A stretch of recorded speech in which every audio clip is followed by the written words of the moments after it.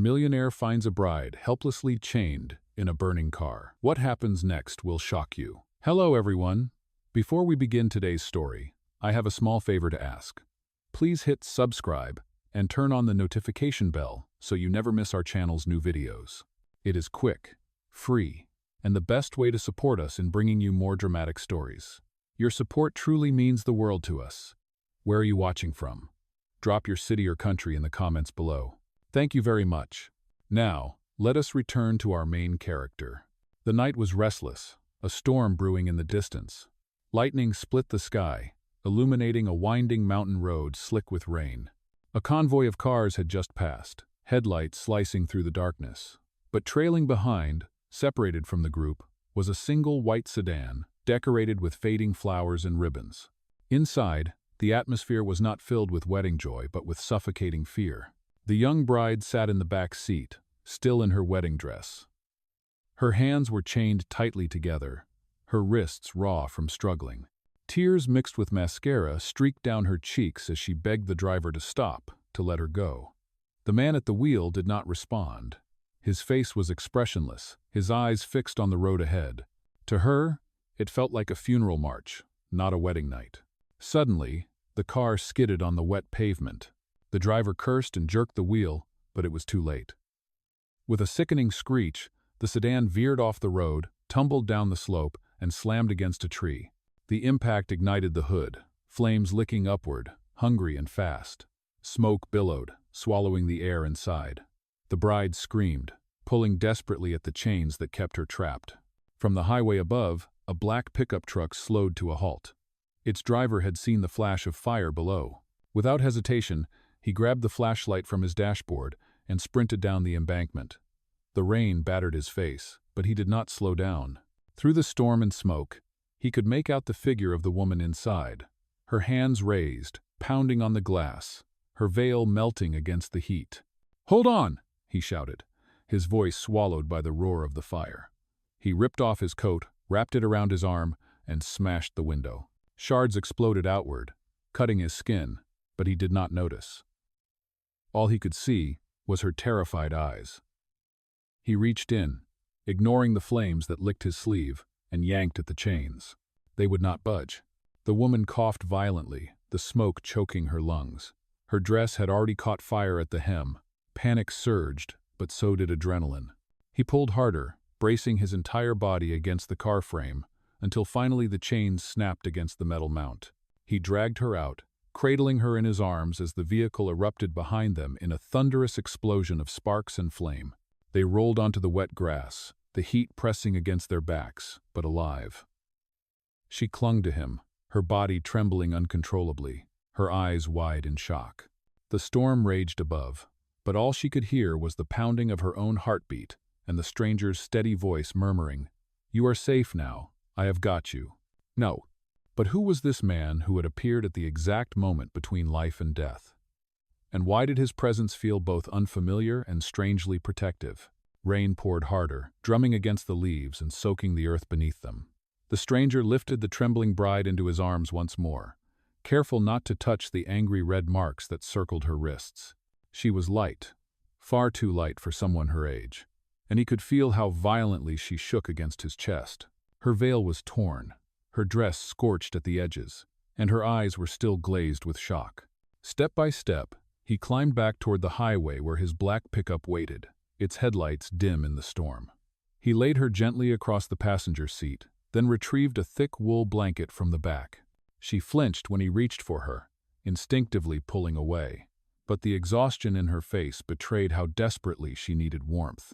"You are safe," he said firmly, draping the blanket around her shoulders. His voice carried a calm authority that cut through the chaos. For a moment, she just stared at him, as though unsure whether to believe.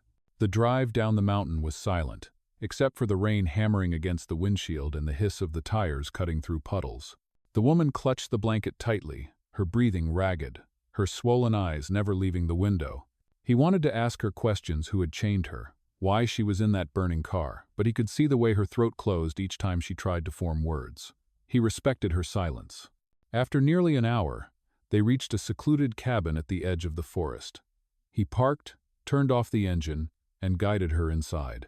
The space was rustic but warm, a single lantern casting soft light against the wooden walls. A small fireplace flickered in the corner. He set down a kettle of water to boil and reached for a first aid kit. She sank into the armchair, her shoulders hunched, her soaked dress clinging to her skin. Her eyes followed him as he moved about the cabin, unbuttoning his rain-soaked shirt, revealing the deep gash across his forearm where the glass had cut him. She gasped softly, guilt flashing across her face. "You are hurt," she whispered, her voice hoarse. He glanced at the wound, then at her. "It is nothing," he replied, wrapping gauze around his arm with practiced ease. But when he noticed her wrists, raw and swollen from the chains, he knelt before her. "May I?" he asked gently. For the first time, her eyes softened. She nodded. He cleaned the wounds carefully, his touch steady, deliberate, almost reverent. The sting made her wince, but the tenderness in his actions eased her fear. She studied him closely, noticing the intensity in his eyes, the quiet strength in his hands. Whoever this man was, he was no ordinary passerby. When he finished, he handed her a steaming mug of soup. The smell of herbs filled the air, and for the first time that night, she let herself exhale. Her hands trembled as she lifted the spoon, but she forced herself to eat. He watched silently, arms crossed, as though guarding her from some unseen threat outside.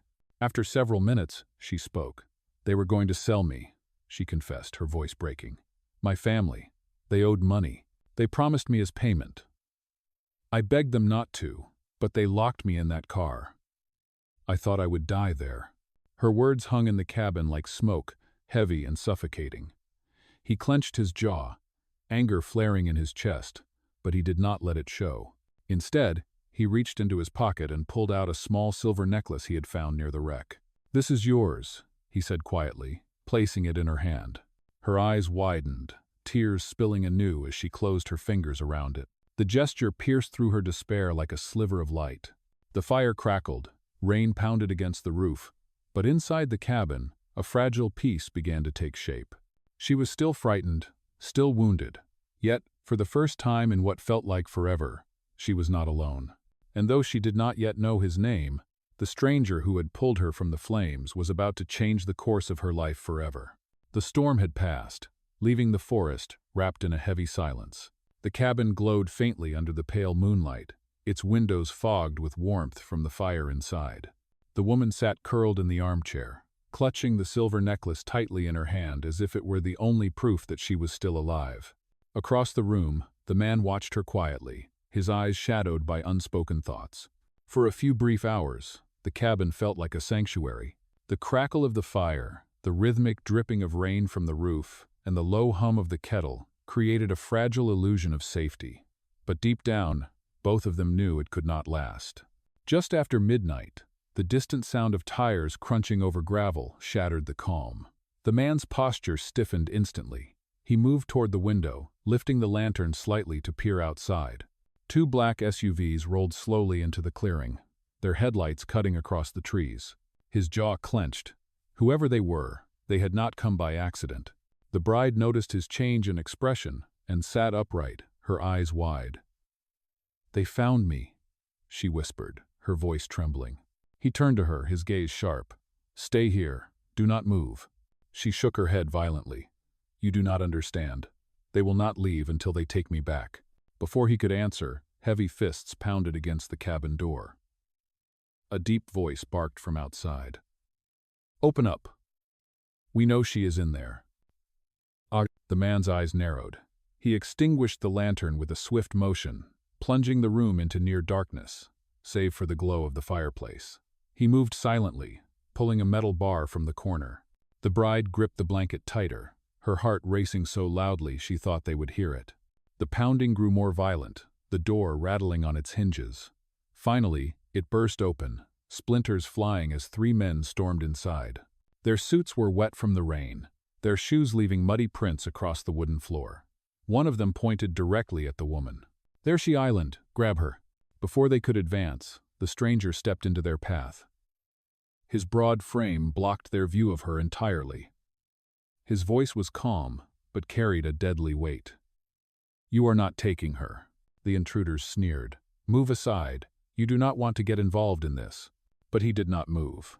In one swift motion, he swung the metal bar, striking the first man across the chest and sending him crashing into the table. The second lunged with a knife, but the stranger caught his wrist, twisted sharply, and sent the blade clattering to the floor. The third pulled a gun, and the bride screamed, her hands flying to her mouth. The standoff froze for a moment, tension hanging heavy in the smoke-filled air. The man's voice cut through the silence. "If you pull that trigger, you will not leave this cabin alive." Something in his eyes, cold, steady, unyielding, made the armed man hesitate. The stranger pressed forward, forcing him back step by step until he stumbled out into the rain. The others scrambled after him, dragging their injured companion. Within seconds, the SUVs roared to life, their tires spinning mud as they sped back into the darkness. Silence returned, broken only by the woman's ragged sobs. She collapsed against the armchair, tears streaking down her soot-stained face. The stranger closed the broken door, his chest rising and falling with controlled breaths. She looked up at him, voice shaking. "Why are you helping me? You could have let them take me and stayed out of this." For a long moment, he said nothing. Then he crouched beside her, his eyes locking onto hers. "Because no one deserves to be treated as property. Not you. Not anyone." The firelight flickered across his face, revealing both the exhaustion of the fight and the unshakable resolve in his expression. She searched his gaze, sensing that his answer carried more weight than he let on. Whoever he was far from ordinary. And though she still did not know his name, she was beginning to realize that this man was hiding a truth powerful enough to change everything. The cabin smelled of smoke and splintered wood, the broken door hanging crooked on its hinges. The woman sat wrapped in the wool blanket, her breathing uneven, her wide eyes fixed on the stranger who had just fought off 3 armed men without hesitation. Her hands trembled as she clutched the silver necklace, questions pressing against her lips but unable to form. The stranger moved about the room with steady purpose, collecting the scattered pieces of broken furniture and pushing the heavy table against the shattered doorway. His movements were efficient, almost practiced, as if he had done this many times before. He did not look like a simple passerby anymore. Finally, she broke the silence. "You knew how to fight. Who are you, really?" He paused, his back to her, his shoulders tense. For a moment, it seemed as though he would answer. But instead, he said quietly, "Names do not matter right now. What matters is that they will be back. And next time, they will not leave without you." Her chest tightened with fear. "Then I should not stay here. I will only bring danger to you." He turned sharply, his eyes blazing with a mix of anger and frustration. "You think I saved you just to hand you back to them? Number. As long as you are under this roof, no one touches you." The authority in his voice silenced her. There was something in the way he carried himself, something commanding and resolute, that stirred a faint recognition she could not place. Later that night, as the fire dwindled to embers, she noticed him step outside. Curious, she followed quietly to the window. He stood in the rain, his phone pressed to his ear, his voice low but forceful. She could not hear the words clearly, only fragments. Board meeting, shareholders, private security. Her brow furrowed. Those were not words spoken by an ordinary mechanic or hiker. He ended the call abruptly, slipping the phone back into his pocket before re-entering the cabin. When he saw her watching, his expression hardened. "You should be resting." "You are not who you say you are," she whispered.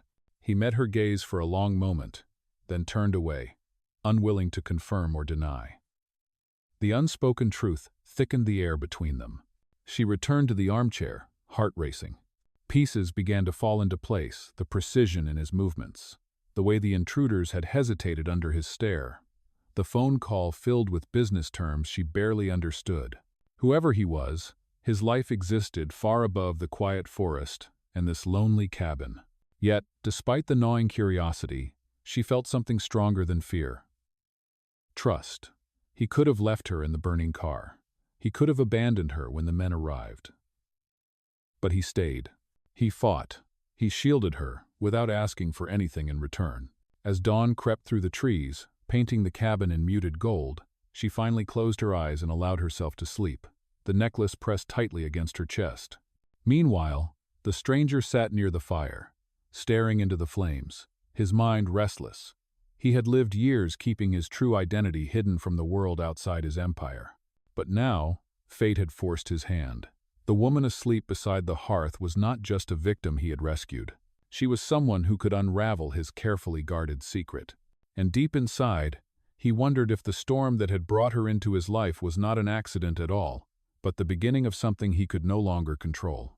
The morning light filtered through the cracks in the cabin walls, painting soft streaks across the wooden floor. The woman stirred awake, her eyes heavy but her body no longer trembling with fear. For the first time in days, she had slept without hearing the clatter of chains or the mocking voices of men who treated her like an object. She sat up slowly, her hand brushing against the silver necklace at her throat. Across the room, the stranger was seated at the table, his gaze fixed on papers spread before him. At first, she thought they were maps, but as she drew closer, she realized they were documents, sketches of engines, diagrams of cars, designs that looked professional and advanced. "You draw?" she asked hesitantly. His head lifted, surprise flickering in his eyes. "Sometimes." She bit her lip, then reached into her satchel. From the chaos of the night before, she had managed to keep one thing safe: a small sketchbook. She opened it and turned it toward him. On the page was a rough but vivid drawing of him carrying her out of the burning car, flames roaring in the background. His breath caught.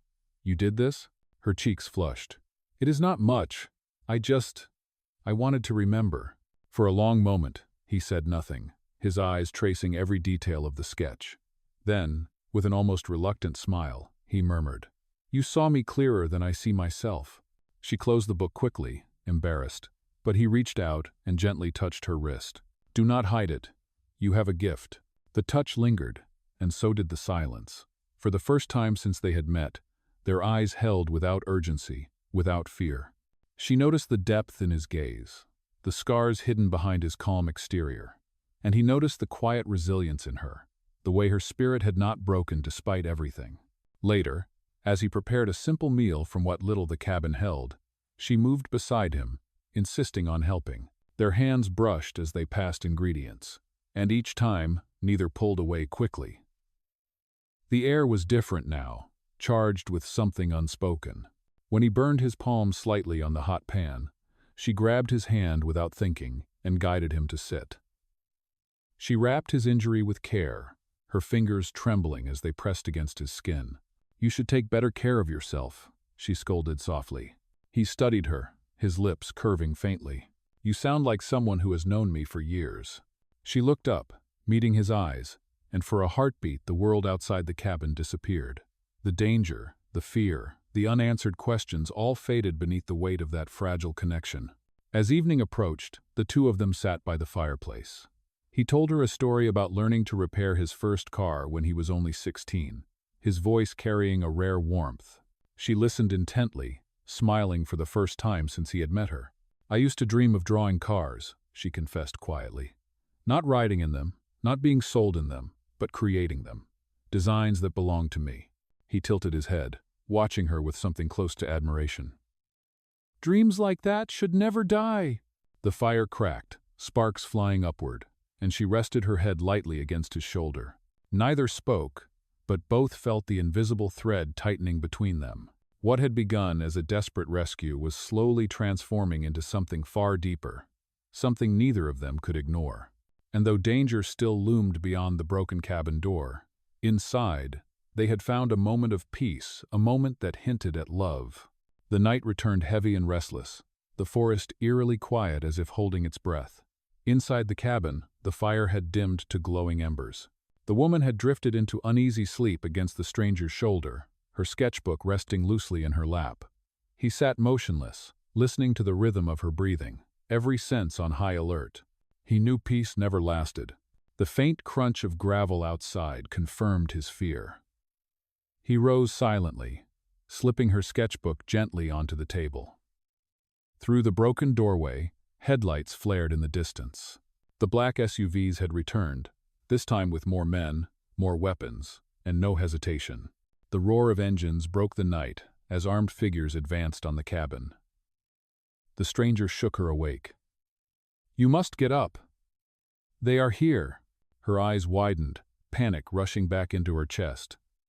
"What do we do?" "You stay behind me," he said firmly, his tone leaving no room for argument.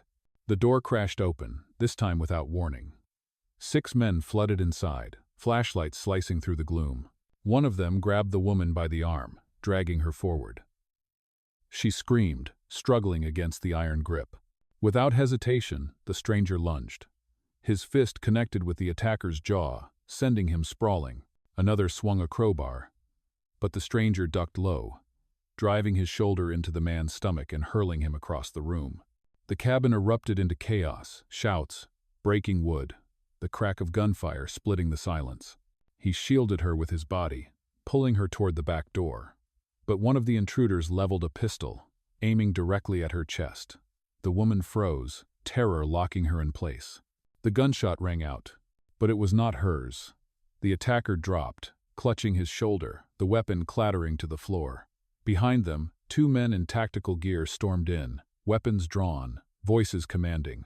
"Stand down." The bride gasped in confusion. "Who are they?" The stranger grabbed her hand, pulling her behind him as the armed team quickly subdued the intruders. When the dust settled, silence filled the cabin once again. The tactical team looked at the stranger, not at her, and nodded with deep respect. "Sir, perimeter is secure," one of them reported.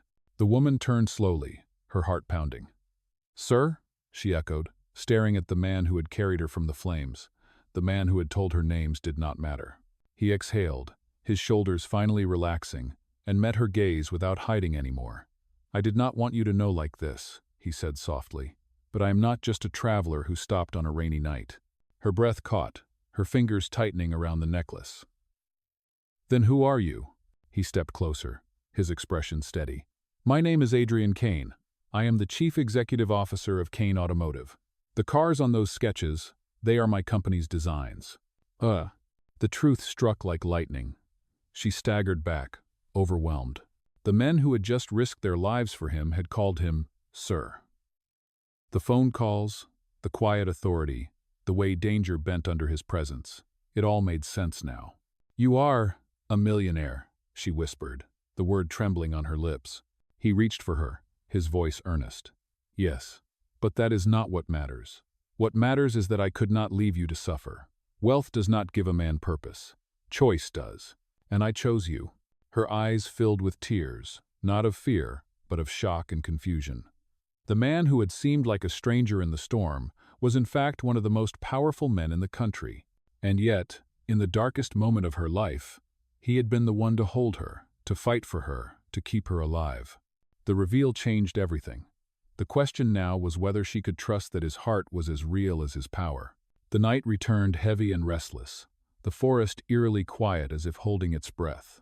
Inside the cabin, the fire had dimmed to glowing embers. The woman had drifted into uneasy sleep against the stranger's shoulder, her sketchbook resting loosely in her lap.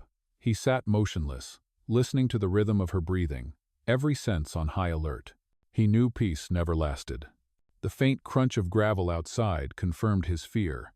He rose silently, slipping her sketchbook gently onto the table. Through the broken doorway, headlights flared in the distance. The black SUVs had returned, this time with more men, more weapons, and no hesitation. The roar of engines broke the night as armed figures advanced on the cabin. The stranger shook her awake. "You must get up. They are here." Her eyes widened, panic rushing back into her chest.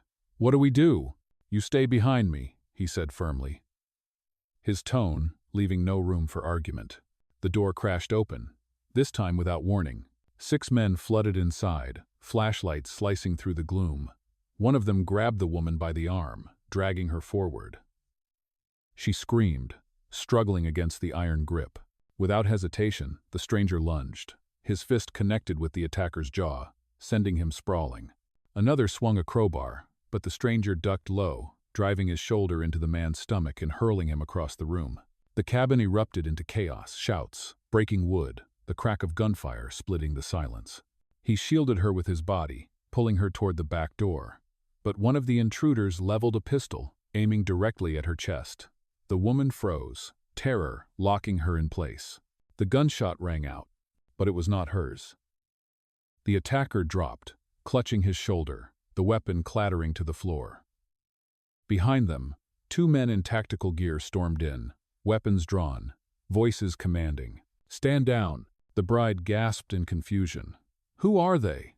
The stranger grabbed her hand, pulling her behind him as the armed team quickly subdued the intruders. When the dust settled, silence filled the cabin once again. The tactical team looked at the stranger, not at her, and nodded with deep respect. "Sir, perimeter is secure," one of them reported. The woman turned slowly, her heart pounding. "Sir?" she echoed, staring at the man who had carried her from the flames. The man who had told her names did not matter. He exhaled, his shoulders finally relaxing, and met her gaze without hiding anymore. "I did not want you to know like this," he said softly. "But I am not just a traveler who stopped on a rainy night." Her breath caught, her fingers tightening around the necklace. "Then who are you?" He stepped closer, his expression steady. "My name is Adrian Kane. I am the Chief Executive Officer of Kane Automotive. The cars on those sketches, they are my company's designs." The truth struck like lightning. She staggered back, overwhelmed. The men who had just risked their lives for him had called him Sir. The phone calls, the quiet authority, the way danger bent under his presence, it all made sense now. "You are a millionaire," she whispered, the word trembling on her lips. He reached for her, his voice earnest. "Yes, but that is not what matters. What matters is that I could not leave you to suffer. Wealth does not give a man purpose. Choice does, and I chose you." Her eyes filled with tears, not of fear, but of shock and confusion. The man who had seemed like a stranger in the storm was in fact one of the most powerful men in the country. And yet, in the darkest moment of her life, he had been the one to hold her, to fight for her, to keep her alive. The reveal changed everything. The question now was whether she could trust that his heart was as real as his power. The cabin was still heavy with smoke and the scent of gunpowder when Adrian ordered his team to sweep the grounds.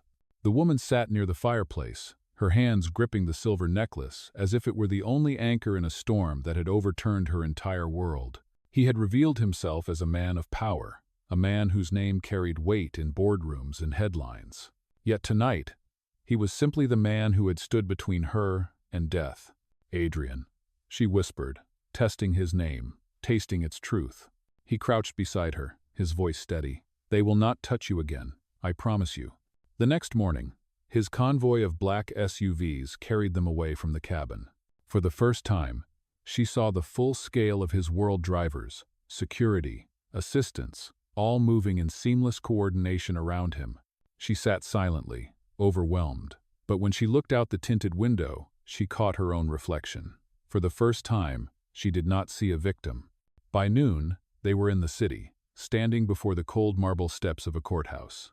Cameras flashed, microphones pointed, reporters shouting questions. Adrian's hand rested firmly on her back as he guided her through the chaos. Inside, the hearing unfolded swiftly. The men who had tried to sell her, including the ones who had chained her in the burning car, were brought in under heavy guard. To her shock, among them stood her own relatives, the very people who had traded her life for money. Her voice trembled at first when she took the witness stand, but Adrian's eyes found hers across the room, steady and unwavering. She drew strength from that look, straightened her shoulders, and spoke with clarity. She described the night she was taken, the chains on her wrists, the crash, the fire, and the rescue. Gasps filled the courtroom. The judge's gavel struck sharply. Evidence laid bare the corruption of those who had profited from her suffering. When the verdict was read guilty on all charges, she felt her knees weaken.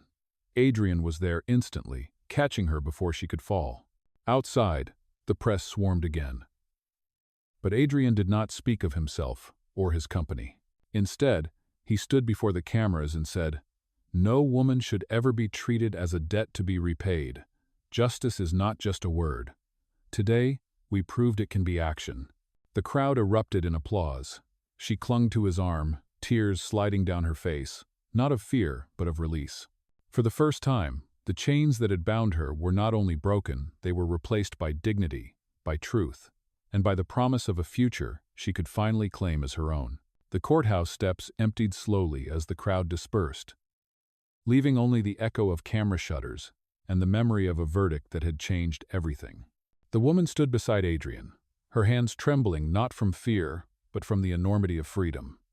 For so long she had been bound, silenced, sold. Now she was heard, and justice had spoken. Adrian guided her away from the flashing lights and into the quiet of a private garden behind the courthouse. The world seemed to pause there, the air filled with the gentle rustle of leaves and the faint hum of traffic beyond the walls. She turned to him, her eyes still shining with tears. "I do not know how to thank you," she said softly. He shook his head. "You do not owe me thanks. What you did today, standing in that courtroom, was courage greater than anything I could give."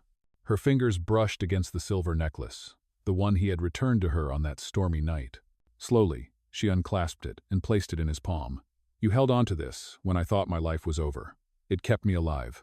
Now, I want you to keep it." His throat tightened as he closed his hand around the necklace. Then he reached into his coat and withdrew her sketchbook. He opened to the page where she had drawn him carrying her from the fire. "This is how you see me," he said. "But I want you to know the truth. I am not a hero because of what I own. I am only a man who chose to act when it mattered." She stepped closer, her voice trembling. "Then let me choose too." Their eyes held, unspoken promises passing between them. He lifted her hand, pressing it gently against his chest. "I will not ask you to stay because of wealth or safety. I will ask you to stay because I cannot imagine walking forward without you." The sun dipped low, painting the sky in hues of gold and crimson. In that quiet garden, away from headlines and danger, they sealed their bond not with contracts or obligations, but with a single, tender kiss. For the first time, their love was not hidden in shadows or forged in fire. It was chosen, free, and real. Weeks later, the chaos of the trial had faded into memory, but its impact lingered across headlines and whispered conversations. Adrian Kane's name had once been known only for wealth and innovation, but now it carried something greater: justice. The woman walked beside him through the vast glass lobby of his company headquarters. The employees looked up as they passed, not with fear of power, but with admiration. She no longer wore the torn wedding dress or the marks of chains. Instead, she carried herself with quiet dignity, her sketchbook tucked under her arm, her eyes forward. In the boardroom, Adrian stood before his executives. "We are not defined by profit alone," he said firmly. "We are defined by how we use what we have to protect those without a voice." His words echoed, and she felt her chest swell with pride. This was not just a man of wealth. This was a man who had chosen integrity. After the meeting, they slipped away to the rooftop garden overlooking the city. The skyline shimmered with evening lights, 1,000 windows glowing against the deepening sky. She leaned against the railing, the cool breeze lifting strands of her hair. "This place feels so far from the cabin," she murmured. Adrian smiled faintly. "That night in the storm, I thought I was saving a stranger. But the truth is, you saved me too. You reminded me that all the power in the world means nothing if it is not used for good." Her eyes softened as she opened her sketchbook, revealing a new drawing. It was not of flames or chains. It was of two figures standing side by side, silhouetted against the city skyline. She placed it in his hands. "This is us. Free." He studied the sketch for a long moment, his heart full. Then he pulled her close, wrapping her in his arms as the city pulsed below.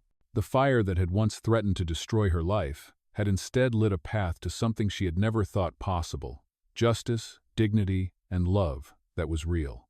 And as the stars broke through the night sky, Adrian Kane and the woman who had survived the fire stepped into their future, not bound by fear or chains, but bound by choice.